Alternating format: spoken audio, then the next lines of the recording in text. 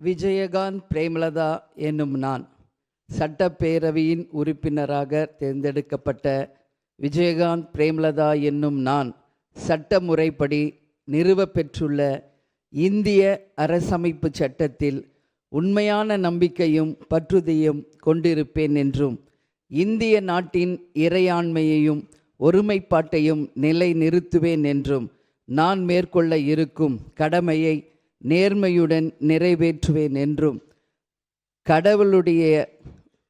கடவுள் அறிய உறுதி கூறுகிறேன்.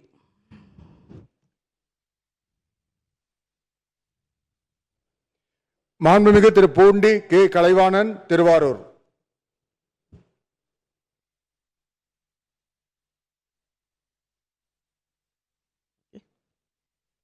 வாழ்த்துக்கள்.